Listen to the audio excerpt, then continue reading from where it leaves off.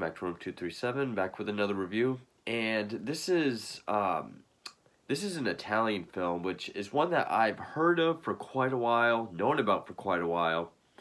Really wanted to get, certainly back when I was going through all those Italian films some months ago. I did like a 6 month or so marathon of Italian films, buying a bunch of Italian films. I definitely wanted to get it then, but I've even wanted to get it longer. And yes, there is a Arrow Blu-ray out, but sometimes Arrow can be kind of expensive, especially the Arrow copy that I've seen at the store that I go to. So when I found this for like $5, I snagged it immediately. And yes, it is a bootleg. I mean, it doesn't have a menu or anything. It is a straight up bootleg. But I'm not a quality Nazi or anything, so I can live with having this bootleg. Because I really just wanted to see it. I've known about it. Would have been great to add to my Italian collection. And it's another example of Italians, especially back then, taking popular American films and sort of doing their own version or ripping off, I guess. But I guess it's quite a cult film too. You don't hear too many people talking about it, but I guess it has its following. And it's 1974's Beyond the Door. And yeah, I mean, for a bootleg, the packaging seems alright. But yeah, the disc has this very rough, like, you can tell it's a sticker. And there's some things in it, like, there's a lot of use of freeze frame. I don't know if that had something to do with the bootlegging or because the audio keeps going. So I don't know if freeze frame was like an artistic choice, which there's a lot of weird ones in this movie. But if so, a lot of freeze frames for whatever reason. Now, first off, this was directed by Ovidio G. Asonitis or Asonitis, however you pronounce that, who also directed, the only other movie of his I've seen was the slasher film Madhouse. Not the one with Vincent Price, the one from 80 or 81, which a lot of people seem to like. I was not a fan of it. That's one I might have to give another look. And this was originally released... it's a co-production between Italy and America, but its original release in Italy with the Italian title Who Are You? And it got an extended cut in the UK under the title The Devil Within Her, which I think for the longest time might have been the official title. I think it was The Devil Within Her on Shudder, but I could be wrong about that. And the weird thing is, so yeah, Beyond the Door came out, and then in Italy, Mario Bava's final film, Shock, came out. Then over here, it got rebranded as Beyond the Door 2, even though it has nothing to do with anything of this film. It's not even a possession film. And then in 89 or 90, there was Beyond the Door 3, which has nothing to do with either film. Which, that does happen a lot. You'll get like a franchise in Italy where each film has nothing to do with the previous ones or even the same kind of genre. But it is weird because in this case we were the ones that took the title and just slapped a sequel on it. Like, we took their film Shock and called it a sequel to the film under the title that we released it as. So that's kind of interesting. This movie has 8 people credited with the writing. I don't think there was 8 people that actually sat down and wrote the script together. I think there was 8 people that just contributed ideas. And you can definitely tell because this movie does become quite messy, especially towards the end. But one of the writers was the director, which Roberto Piazzoli, credited as Robert Barrett, which Robert Barrett is the name of the father in this film. They're both credited with the directorial duties, but those two, along with Antonio Troisio, Giorgio Marini, Aldo Crudo, Alex Rebar, and Christopher Cruz, all have writing credits. Yeah, I think you just had 8 people bringing different ideas to the table. And like I said, it does get messy. Roberto Piazzoli also did the cinematography. Franco Michalizzi did the music, which he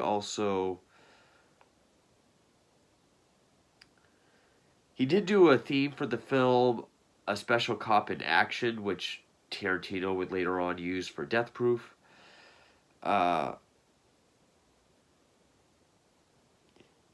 He did a number of films with Umberto Lenzi. Of the ones I've seen, none of the ones I've seen, actually. I guess it was all his Plitsiateshki films. But anyway. And it stars Juliette Mills, Gabriel Lavia, who worked with Argento on Deep Red, Inferno, and Sleepless, and Carla Mancini, who I know she was in several. She was in Bird with Crystal Plumage, Red Queen Kills 7 Times, Who Killed the Prosecutor and Why, 7 Bloodstained Orchids, Perfume of the Lady in Black. So a number of gialli. And actually, the 2 kids in this movie, which I'll mention, Gail and Ken. Ken's very young. Gail might be 9 or 10. But Ken is played by David Collin Jr. and Gail is played by Barbara Fiorini. And I had to look up if that was the voice of Peppermint Patty in the older Peanuts cartoons, because she sounds just like her. But I'll get to the kids. Now, apparently, there was a lawsuit from Warner Brothers to this movie because of how much was used, or the lawsuit was over copyright infringement because, according to them, so much of The Exorcist was lifted and used, so much so that it caused for a copyright lawsuit. It was eventually settled out of court. I don't know for how much money. But yeah, even though it was a hit with audiences, most critics called this an Exorcist ripoff. Which, I mean, this did come out the following year, and there are many nods to The Exorcist. But the story also is a perfect blend of The Exorcist and Rosemary's Baby. Now, the only reason why I have these pulled is because I haven't reviewed either of these yet, and I'm not sure why. I don't know when I'll get to The Exorcist, because what more can I say about The Exorcist that hasn't already been said? This is one of my all-time favorite films, and I meant to do it so many times, and I've never got around to it. But yeah, I'm not sure why Paramount didn't say anything about the story usage of Rosemary's Baby. Probably because just the idea of the character being pregnant and dealing with demonic possession or the demon's baby, that's really the only thing. Most story points and visuals are straight up from The Exorcist. And a lot of this movie still doesn't make sense. I mean, it is a fun, quirky Italian movie. I would say it's actually the opposite of The Exorcist. The first half is actually pretty good, but then it gets really slow and it meanders a lot the second half. Whereas it kind of blows its wad in the first half with all its cool horror stuff. Whereas The Exorcist, the first half is all build up, and then you get the actual exorcism in the second half. But it opens up with this weird. I like how it's all black, and then you just see a bunch of little flames from all these candles. with a narrator, which I don't know if the narrator was credited. Oh, Edward L. Montoro, who actually sounded quite a bit like a lower voiced of Vincent Price.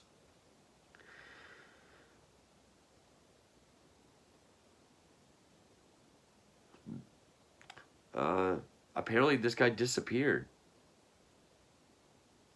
Wow, I did not know that. But anyway, you hear this voice saying, "Oh, scared," pretty much setting you up for the story. Then you see this naked woman on this pentagram, this one guy standing there, and they superimpose his face over hers, so it looks like a bearded lady, naked lady. But then he flees, and we hear the devil's voice sort of talking to him. The guy's name is Dimitri, talking about how long do you want to live. He's making his car swerve. Car goes off a cliff. Then it freezes, and it was like, well, okay. If you want to live, I can give you a few more days, but you got to get me a baby. I want this woman's baby, and if that happens, I'll spare your life, even though he's already careening off this cliff. And he's talking about the baby of Jessica Barrett, who's married to Robert Barrett, who's a music producer. Get this long sequence in the opening where Jessica's with her kids in a convertible collecting groceries, and we see her make her all the stops while Robert is producing a song for this funk band. And it goes on for quite a while, and this is really weird. When I first saw it, I was like, is he really doing that? And I'm guessing this is a blatant reference to The Exorcist. In the back seat while Jessica's driving her kids, the youngest, Ken, looks like he has a drink with a straw, but you notice it looks like a Campbell soup can. He's actually drinking green pea soup out of the can. There's even a close-up when they drive off and he throws it behind him. And then at times you'll see like cans of green pea soup in the bedroom, or later on when they leave, Gail puts a couple cans in his lunchbox. So he's always drinking it right out of the can. Some people have theorized, well actually I'll save that. But the kids I do have to give a mention to, because most of the time, little kids, especially in horror movies, are just relentlessly annoying, especially in Italian films. I mean, Bob, House by the Cemetery, and actually that same kid was in several films. The kid from Absurd, who I think might have even been worse than Bob. They're very annoying, and they're usually the worst parts of the film. The two kids in this, Gail and Ken, are actually pretty funny. I mean, the girl Gail, she's constantly reading, but she addresses her parents by their first name, constantly swears. I mean, they're walking back from the car, and she's like, "God damn it, I forgot my book." Or, it says bullshit. Bob wakes up, Ken wakes up crying one night. She puts him back to bed. There's a knock on the door, and she's like, "Ah, Christ, now what?" And Robert and Jessica are talking about, intimacy or whatever. And she's like, "Ah, Ken, it's so gross when mom and dad talk like that. When dad tries to get all sexy, it makes you want to puke, doesn't it? Hey, what's that nickname you came up for him?" And then Ken, with like his little kid giggle, he's like, "Asshole." It's actually pretty funny. And then when the kids go away, it actually gets slower. But Jessica says that she's pregnant. She thinks she's been pregnant for 7 weeks. Find out she's been pregnant for 7 months. she starts acting strange. Like Robert gets a fish tank, and one day she just picks something up and throws something at it, and it breaks. And then when she's on the phone, she was like, "I'm sorry. I know it meant a lot to you. I wanted to do it. I wanted to break it. I wanted to break it." Which I guess when she flip flops, that's supposed to be like the devil taking over her. Because at one point she goes to her friend, who's also her. Might as well get the name of the person or their profession, because I will say it wrong.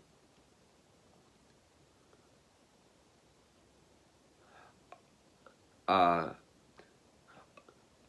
Obstetrician. She talks about wanting an abortion. He's like, well, we can do that if we know that it is a hazard to your physical and mental health.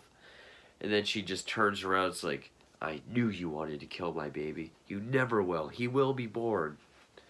Which first, she gets the devil's voice like, is that all you're going to do to help me? So I'm guessing when she flip-flops on opinions, even in the same conversation, is the devil taking over her. But, like, it's not just things with her. Like, towards the beginning, there's also the scene from The Exorcist, like when everything is flying around Reagan's room. That happens in this. The kids are in their bedroom. Ken is talking to an empty rocking chair. Like there's a person. Gail comes in, says, "Oh, don't sit there. My friend's sitting there." She doesn't believe him. It's like, he's my friend. He listens to me and follows me everywhere. And then she talks about how dolls probably get up and walk around when no one's looking. Because Ken always has a giant porcelain doll with him. But then she goes to get food, and it is a cool scene because we see all the dolls in the room. Like their eyes just glow yellow. It actually looks pretty cool. But then like we'll see them like move their heads towards them. There's even one doll where you can literally see the cut in the film with the eyes. It's like still, then cut. The eyes are like that. She goes to get food. She brings it back. And the plate flies out of her hand to the ceiling. And drawers are opening and closing. Doors. Things are flying around. Dolls are walking around. But it does take it a step further to like something you would see in like the 80s where there's bright lights coming out of everything. There's even this cool overhead shot where you can see this light shining through all the cracks in the floorboards. Which this leads into the head spinning scene directly from The Exorcist. Which I'll actually say, the first time Reagan's head spins around when she's sitting upright, I will say this is creepier than that first scene. Because Gail runs into her mom's room, into Jessica's room, to wake her up saying, shit's getting weird. And she's like laying down, and her head just like turns, and like there's this like sort of croaky laugh. She's got this big grin on her face. It's actually creepy looking. I that's one of my favorite shots of the movie. Along with the dolls with the glowing eyes. I think that actually looks pretty cool. But also, like, when she first enters the room, when she turns to shut the door and goes to turn again, like, that's a freeze frame. And I'm not sure why. Which, later on, because in this, they don't have her tied to the bed. They have her in a straitjacket. She talks about how, like, gonna kill you all, gonna kill you all. She, like, sits up, but then it keeps, like, freeze framing to, like, different positions. Like, not sure why it does that. Another thing it does, other than freeze frame, is the constant, like, flashback. Because Dimitri acts as this person that keeps following Robert and Jessica around, and then finally Robert stops and talks to him. But then, like, later on, when Robert talks to the doctor friend, his name is George, when he talks about Dimitri, he keeps cutting back to scenes of Dimitri earlier in the film. Again, I'm not sure what they're going for, but And of course, you have the pea soup scene, which is not like projectile vomit. It's like she's sitting there, and it just kind of oozes out of her. But I do like the scene when she's with George, and it's kind of like a Smeagol battle, where her head will be down. She'll be like, "Help me, George! Help me, George!" Then she'll pick it up. She'll have yellow eyes, and she'll insult him. I mean, it doesn't get as like your mother sucks cocks in hell as The Exorcist, but like, you pathetic pig. And George, please help me. Like, ah, oh, you coward. Keeps and Juliet Mills did do a good job, especially with that scene where it looks like she's like struggling to stay on top of it. But it eventually just becomes kind of a mess because it's around that time she mentions the abortion. George agrees, then she gets mad, and then because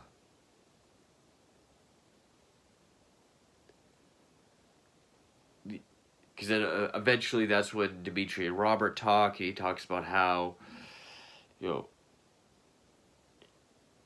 he talks to Robert, but like he mentions Jessica by name, the children, the pregnancy. Only I can help her. The child must be born. You can't take her to a hospital or anything. And keep all visitors away. And then it's actually his idea to put the straitjacket on her.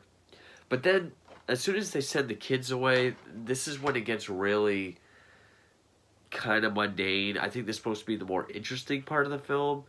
Like, it went from being sort of like a fun kind of, I want to say almost like Poltergeist, but with some Exorcist, kind of like the tone of Poltergeist, but an obvious Exorcist ripoff. But then, like, the second half, it really gets slow. It kind of goes back and forth between George watching her, Robert watching her, and Dimitri making appearances. We do find out that Dimitri is a former lover of Jessica before she met Robert, and he lives on a houseboat. But from what I got, it doesn't really go much into that. Also, like for The Exorcist, how Ellen Burstyn brings Reagan to a bunch of different doctors for tests, and they don't show anything wrong. Dimitri even tells Robert, call your doctor friend, have him do his tests, but then you'll have no choice but to believe me. They do the test where they put the cap on her with all the wires. The machine reads no activity as if she's dead. She convinces Robert to take the straitjacket off of her, which he does. And she does like this telekinesis where she just flies him across the room. It's not the best effect, which one effect that I was impressed by, it does look dated, but I'm still not quite sure how they did it. Another Exorcist thing. She does levitate. It's like she stands up. Either she stands up or she's on her knees, like perfectly postured, and she just like levitates out of the room. Doesn't quite look like a green screen. She's too straight. Like it's like she's too straight to be on strings.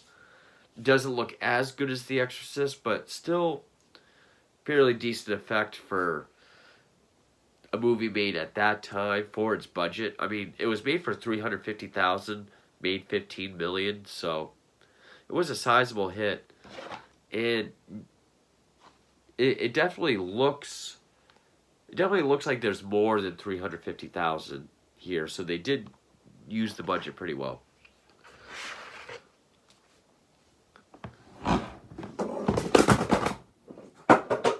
Stuff behind the camera falls. That's what happens when we talk about the devil movies. I'll just fix that. There we go. Let him fall. All right. And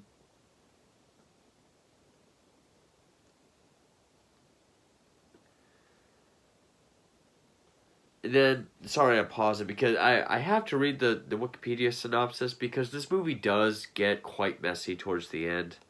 I mean, even when another part where George and Robert are talking about Dimitri, it's superimposed again with George walking down to where all the houseboats are and him talking to another lady that lives on a boat saying, oh yeah, he had all these powers and he was pretty popular around here.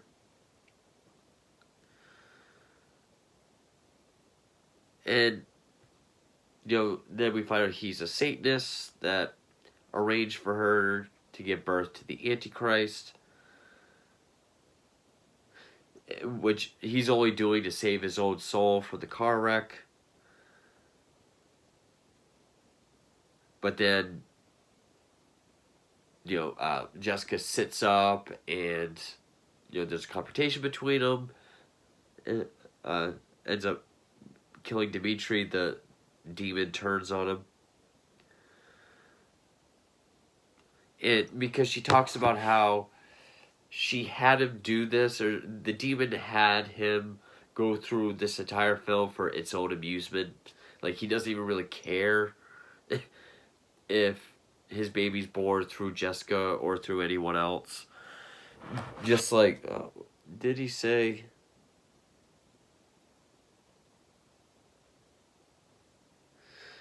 Which, then, as soon as Dimitri is killed, the demon leaves her body. No exorcism or anything. And she gives birth. It's a stillbirth. George finds the baby. It's all pale, has no mouth. Not quite sure what that was about. And then we see sometime later the family's on the ferry. It takes place in San Francisco, which is where all the exteriors were shot. But it was actually shot in Rome for the interiors. It shows them on the ferry, and I keep wanting to say Bob. Ken also carries this present, this box wrapped in black gift paper. Because at the beginning of the film, it was his birthday party, and I guess he never opened this. But he opens it on the ferry, and it's a little model car of an orange car, the same as Dimitri's, which he then immediately just throws it off the ferry, which then we get the image of Dimitri's car landing landing upside down off the cliff into the water. Which even when Jessica kills Dimitri initially, we see that. We just see it again when Ken throws the car off. And then when he turns around, we see that his eyes are green. Implying either that he is now the demon or that he was possessed the whole time. Because some people have theorized that we never see Jessica eat, but we know Ken is always eating this pea soup.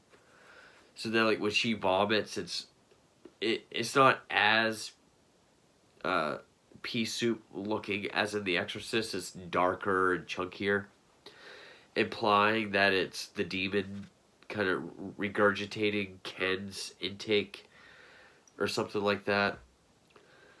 And some people have theorized that the baby is the one that's actually demonic and doing all the things to Jessica's body. That I don't think. I mean, it is clear that there is a devil or the devil. It just wanted the Antichrist to be born. I really don't think the baby has any influence. Even though there are lines like, it feels like the baby wants to strangle me from the inside, or it feels like the baby wants to hurt me. I don't think the baby has any influence on her body. I think it is all the devil. Whether the twist is Ken was possessed the whole time or not, I don't know. I think it's more so the devil left Jessica's body, is now in Ken for his own amusement.